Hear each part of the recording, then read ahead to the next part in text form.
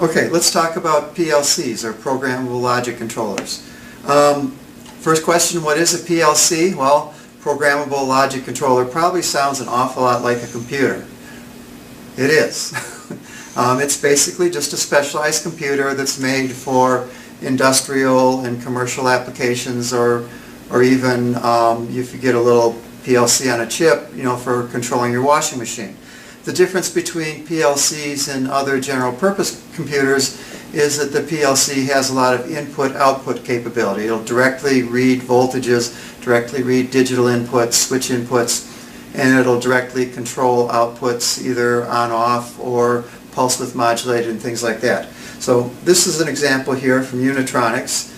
It's a V350 PLC. There's nothing really special about it, but this one has a nice display on here, and it's got some buttons we can use for user input, and I've got just a real simple display that I can press F1, there's a label here, I press F1 that sets start, and F2 is stop, and the others don't do anything. It's nothing special, but we'll be programming this stuff ourselves in a bit. But what does make the PLC special is the input-output. If I look at the back, it has a module, and they're called snap-in I/O modules because there's different versions. But it has a module back here with, there's 15 connectors on this side and 15 connectors on this side. And if we run down the list here, these first two connectors are labeled here. This is the 24 volts in, 0 volts. This is a ground. Going across here from pin 15 through pin 4 are the digital inputs, and if you look here, they're labeled I0, I1, I2, I3 for digital input 0, digital input 1, 2, 3, etc. And it's important to note those numbers because those numbers are going to be the numbers you're going to want to refer to when you do the programming. So this wire here is going into digital input 0, so I know that when whatever I would hook to this wire, I can read it through the input 0. It's got some high-speed inputs that are piggybacked on top of these. Again, there's 3 high-speed inputs, so if you choose high-speed inputs, which use a pair of these, you can't use these as general inputs. Analog inputs, analog 0, analog 1, again these are piggybacked, so you're going to have to make a decision, do you want digital or analog inputs.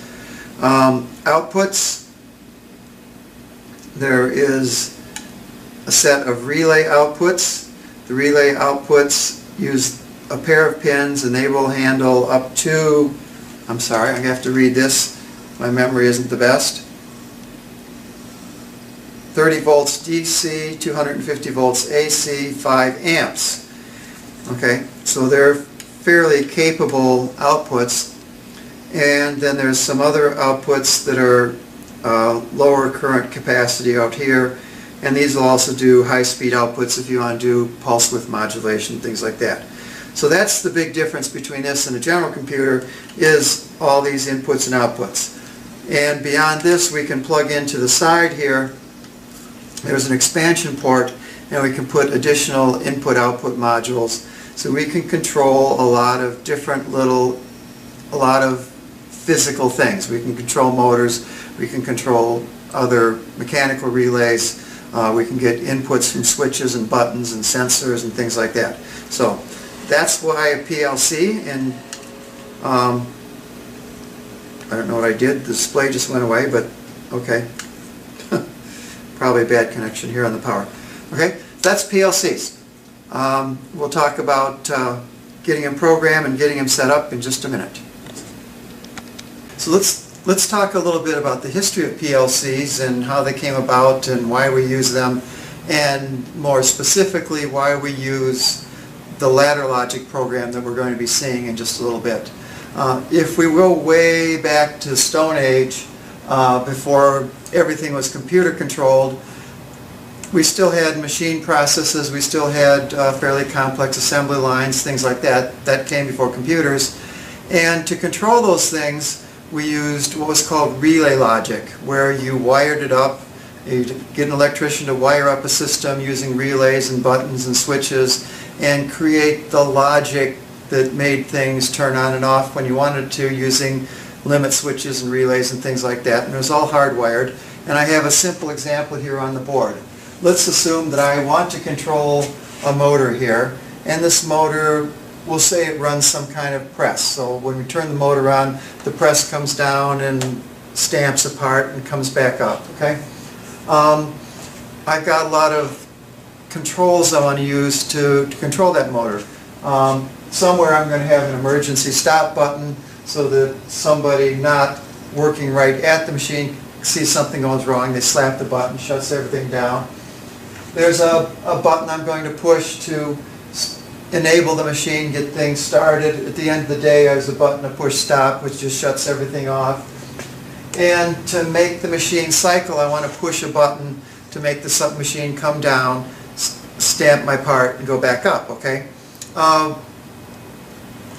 One problem is, with these kind of machines, especially in the old style stuff where you didn't have proximity sensors and light beams that you interrupt, is the problem was that an operator can be putting a part into the machine and push the button at the same time and not get their hand out in time, and there were just a lot of one-handed press operators out there. It's human nature. It's a boring job. It drags on all day. Sometimes you're paid piecework prices, so you're trying to get it done fast. You get careless. So one thing that people came up with, well, let's have two buttons, so the operator has to push two buttons to cycle the machine, and then that makes sure that they don't have their hand in the press at the time they push the button. And that worked until somebody figured out you could take a broomstick and push the two buttons with a broomstick at the same time that you're feeding the parts in, and then you have a lot of one-handed press operators.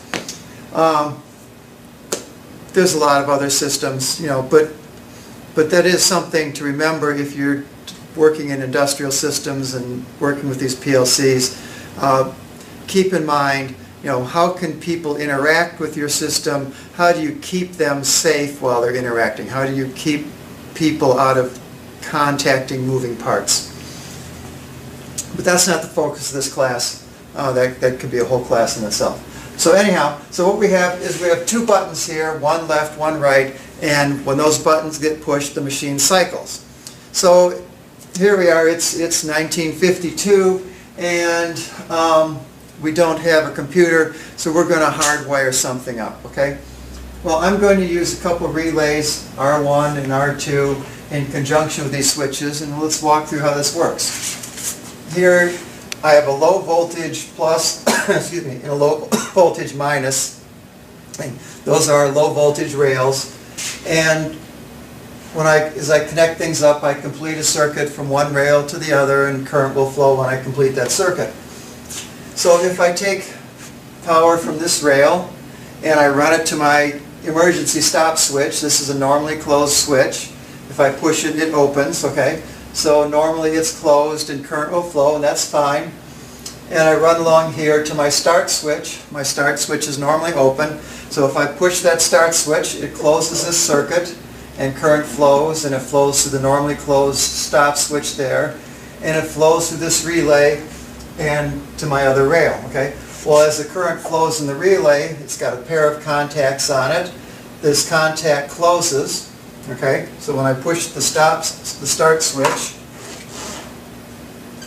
this will energize my relay, this will close. Now the current will flow through here if necessary. So now when I open the start switch, I actually have a closed connection from here through that closed connector back to there, through the relay into there, okay? So the current keeps flowing, and as long as the current keeps flowing, this relay stays closed. So I've essentially latched this circuit, okay? I push this momentarily, it latches that relay, and it closes both of these contacts. Now if I want to stop the machine, I press the stop button, and that opens the circuit right there, and with that circuit open, no current flows through the relay. This relay opens here, and that relay opens there, and then even once I let go of that stop button, and let it close again, I still have an open circuit because this is open and that's open. Okay? So I've got a start and a stop to run this circuit. So once I've pressed the start, I've energized this relay, I've closed this relay contact up here as well. Okay? So that relay goes to the rail, comes from the rail, and here's my two normally open push buttons, left and right. When I push both of those buttons, that's push and hold both of those, that closes this, that energizes this relay, and that relay closes these two connectors. These two connectors are connected to the 440 volt high voltage, high power rails, okay, and the motor will turn and the press will cycle. If I let go of these in the middle of the cycle, the motor shuts off, everything stops. And you know, and if I hit the stop button here or the e-stop there, again, everything shuts off because I open this relay. Once this relay is open, there's no power to that relay. That relay opens, the motor stops. Okay, so that's how you would have done it in the old days, and this would have been done by an electrician. You would have drawn up a schematic, labeling everything you wanted, and electricians are trained and understand schematics. And there's my eraser. I knew I had one somewhere. And you could build it, and and it worked fine. The problem is if you wanted to make any change to this logic, okay, perhaps once you start this cycle, you want it to complete, or perhaps once the motor gets to the bottom of the cycle, or almost to the bottom of the cycle, you want it to complete. You don't want it to get stuck halfway down. You know, suppose the operator's using a broomstick to press this. He's got his hand in the press, and the press comes down on his hand and cuts it off, and his crushed hand is in the press, and he's going to let go of those buttons, and the press is going to stay there, right? Perhaps you want the press to go back up, you know. How do you do that? Well, that's a rewiring process. It's, you know, expensive, and this is a simple example, but if you have a whole assembly line with a lot of machines, these, you know, changing the logic between a set of connected machines gets expensive and difficult, and sometimes you have to get pretty creative with these relays and things like that. So there's got to be a better way, right? Faster, cheaper, simpler. That's what engineers do. They make things faster, they make things better, they make things cheaper, they make them more functional.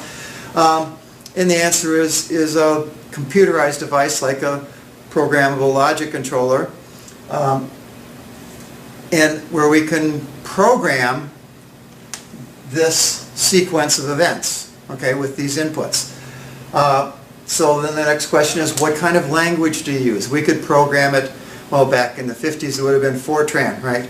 Nowadays we could program it in C. But the problem is you've got a whole army of electricians and machine operators that grew up and were trained with this logic, okay, and they understand this.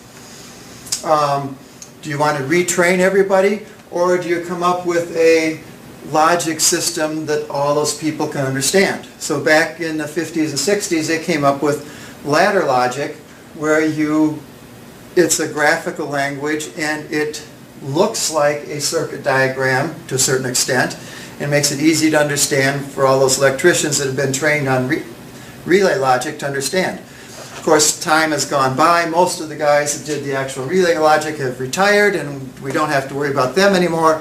But the problem is the whole new generation of machine operators were trained in ladder logic, so we can't change from ladder logic to something else because everybody's trained on ladder logic. And it'll never change, ever. You know, it'll just always be here. So what would this look like in ladder logic? Well, we would have a rail, a pair of rails in our ladder logic diagram. And in my ladder logic, I'm going to have a normally closed connector, which is my e-stop. And that feeds this stop-start. I have a normally open connector and a normally closed connector. This is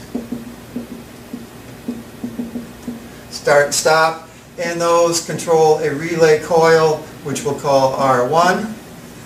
and R1 is a parameter in memory, or an operand in memory. These could be triggered by an external input. This could be an external input where it just senses an external voltage going high or low and triggers this. These could be buttons on our PLC, or they could be buttons somewhere else. And that controls relay 1. Then I have another ladder here where I have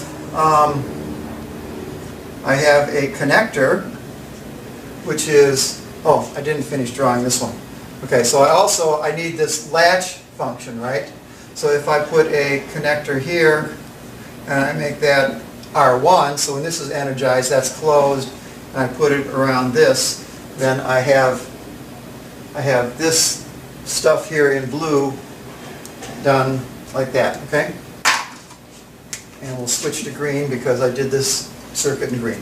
So this is green. I've got this relay connector here, so I just put in a connector, R1. Obviously there's no need for physical connection. It just references the same memory parameter that I'm setting and clearing through this connector coil. I have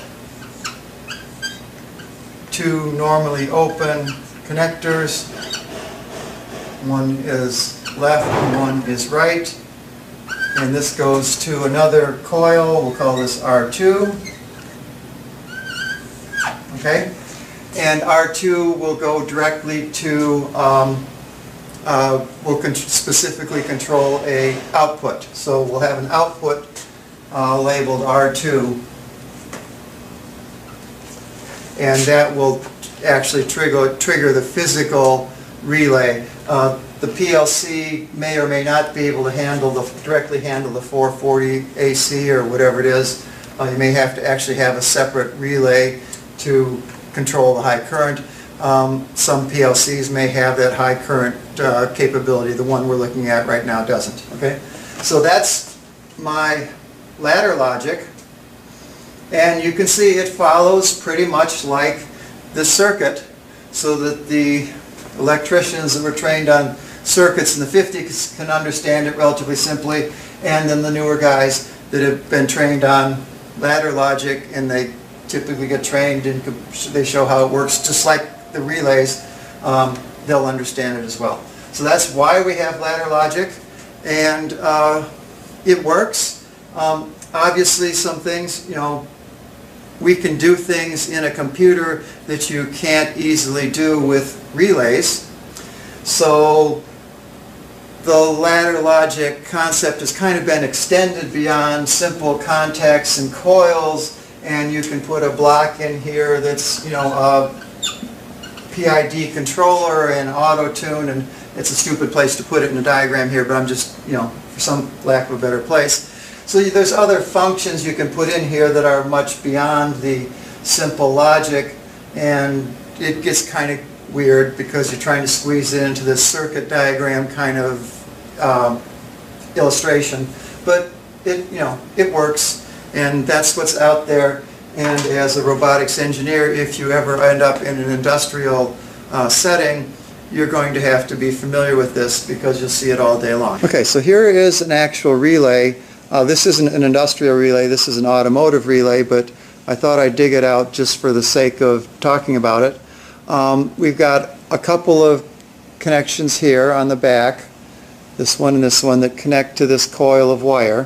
When current flows across these two, obviously you create a magnetic field in those windings, and when you create the magnetic field, hopefully you can see this, it pulls this top piece down. Okay, let's see if I can line that up so that you should be able to see that moving. And that top piece is connected to this bottom connector, and then under here, it's hard to keep this in the screen, there's actually a connection under here, so as I push this down, and the light doesn't look like the light really shows it, as you push this down, it makes a connection between here and that bit of metal there, which is this connector. So when this is down, these two outputs are connected, and the net result is these two outputs create a magnetic field, and they can operate in a fairly low current, and they control these two outputs like a switch, and that can control a much higher current or higher voltage than you would have had available here. So that's how a relay operates in general. Now in our examples on the board, we had essentially a relay with two sets of contacts. That's the same concept. You would have just stacked another little actuator on top and get the same thing. So those are relays. Now we'll get back to PLCs.